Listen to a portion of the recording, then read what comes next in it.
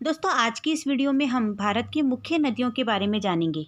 दोस्तों भारत को नदियों का देश भी कहा जाता है। यहाँ बहुत सारी नदियाँ पाई जाती है। तो दोस्तों भारत में नदियों को दो प्रकार से बांटा गया है। तो पहली है हिमालय नदियाँ और दूसरी है प्रायद्वीपीय नदियाँ।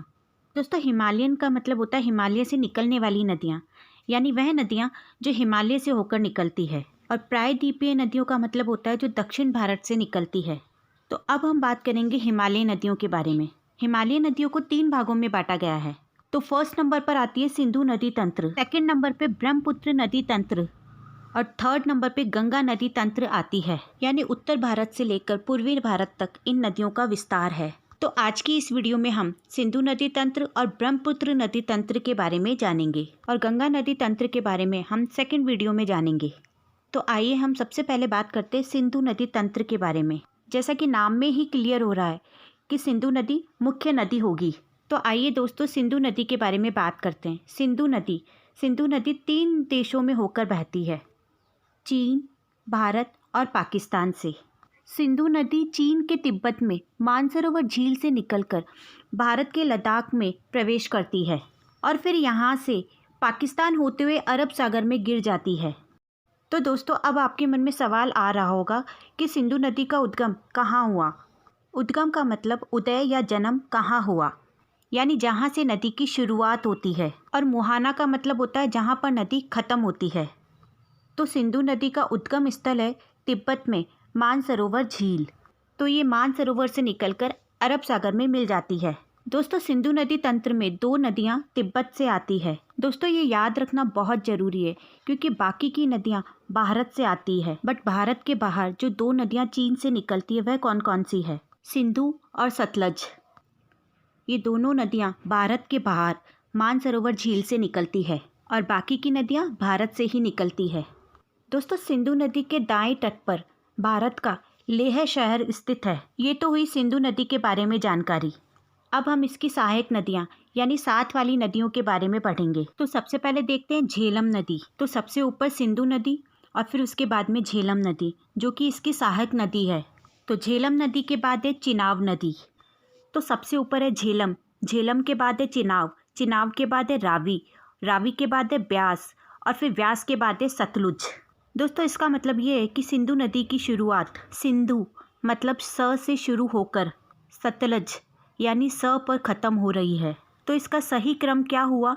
सिंधु, झेलम, चिनाब, रावी, व्यास और सतलुज। दोस्तों चिनाब नदी सिंधु नदी की सबसे बड़ी सहायक नदी है, यानी बाकी की सारी नदियाँ चिनाब में मिलती हैं और चिनाब इन सब नदियों के साथ साथ सिंधु में जाकर मिलती है। दोस्तों ये जितनी भी नदियाँ हैं भारत से होते हुए पाकिस्तान तक जाती हैं, इसीलिए पाकिस्तान को ये डर था कि भारत कहीं इन नदियों को रोक ना दे। इसलिए भारत और पाकिस्तान के बीच एक समझौता हुआ जिसे सिंधु जल समझौता कहा जाता है। अब ये सिंधु जल समझौता क्या होता है? तो दोस्तों सिंधु नदी तंत्र के जल को लेकर भारत और पाकिस्तान के बीच जो समझौता हुआ जिसे जल समझौता कहा जाता है, इस संधि पर भारत के प्रधानमंत्री जवाहरलाल नेहरू और पाकिस्तान के अयूब खान ने दस्तखत किए थे। इसका मतलब ये कि सिंधु नदी तंत्र यानी सिंधु नदी और उनकी सहायक नदियों को मिलाकर कुल टोटल 6 नदियाँ होती है, जिसमें से 3 नदियों का अधिकार भारत को दे दिया गया और 3 नदियों का अधिकार पाकिस्तान को दे दिया गया। दोस्तों इसका मतलब ये कि इस समझौते में 3 नदियों का बंटवारा किया गया।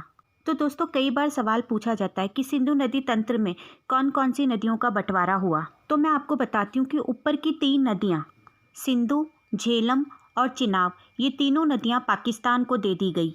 बाकी की नीचे की 3 नदियाँ यानी रावी, व्यास और सतलुज, इसका इस्तेमाल भारत करेगा। इसमें यह भी निर्णय लिया गया कि भारत ऊपर की 3 नदियों का पानी रोक नहीं सकता लेकिन बिजली उत्पादन कर सकता है। तो दोस्तों आपको सिंधु तंत्र समझौता समझ में आ गया होगा। तो अब हम बात करेंगे सिंधु नदी की सहायक नदियों के बारे में, जिन्हें हम एक एक करके पढ़ेंगे।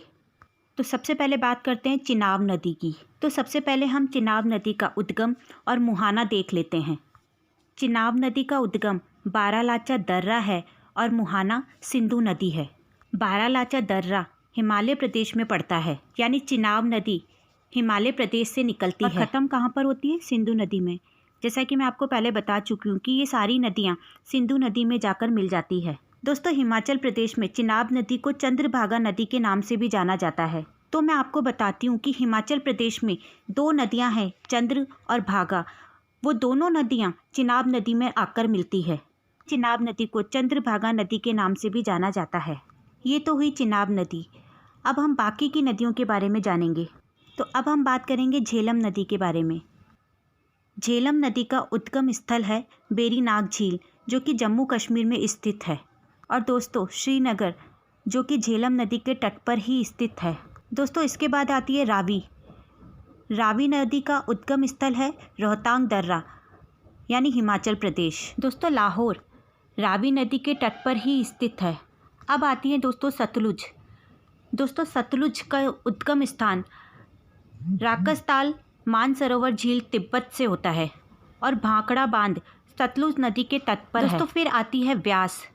व्यास नदी का उद्गम स्थान है रोहतांग दर्रा, जो कि हिमाचल प्रदेश में है। दोस्तों इन सभी नदियों का मुहाना, यानी ये सभी नदियाँ चिनाब में जाकर मिलती है।